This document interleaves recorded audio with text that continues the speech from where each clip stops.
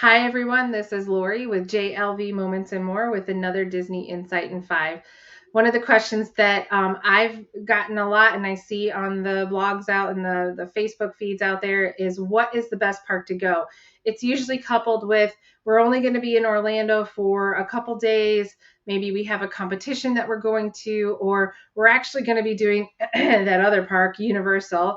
But we want to do one day at Disney. So, what's the best park to go to?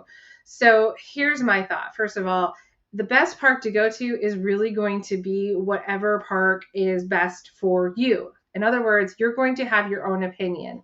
Now, if this is the first time you have ever done Disney, I would recommend starting with the basic Magic Kingdom. It was the first park. It gives you a good um, variety of places, and there's lots to do for young, old, and everywhere in between.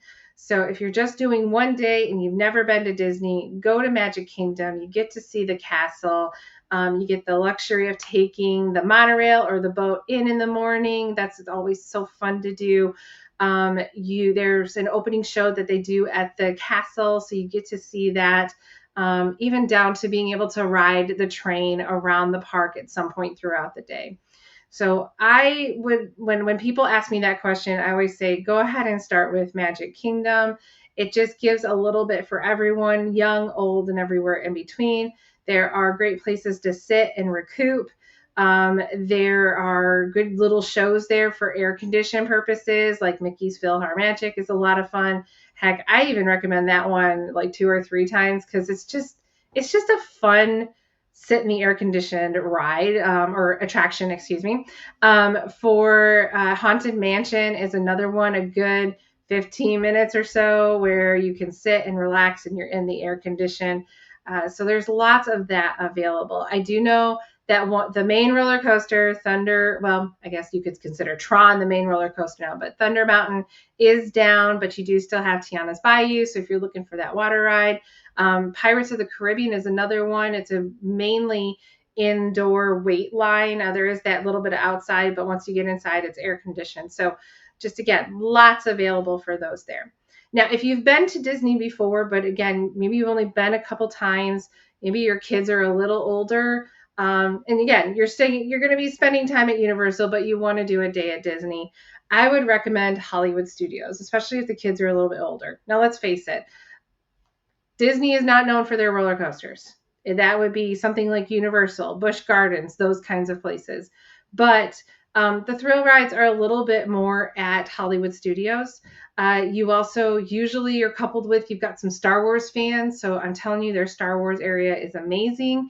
If you have some Toy Story fans, that area is fun too. It's not one of my favorite areas simply because it is truly Andy's backyard. So you don't have any tree coverage or anything like that. So it can get very hot, especially as you get into the summer months.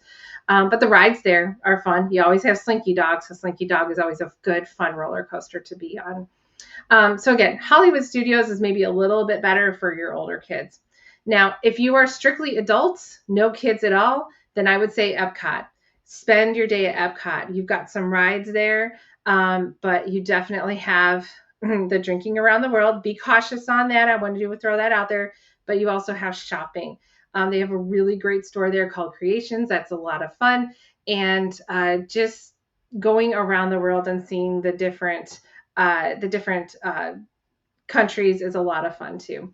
You notice I didn't say Animal Kingdom. Animal Kingdom is truly for someone that really likes the animals. So I will tell you, I like Animal Kingdom. I actually love Animal Kingdom when it's a Saturday or Sunday morning. No one is there yet. They're just getting open. So about 7:30 in the morning.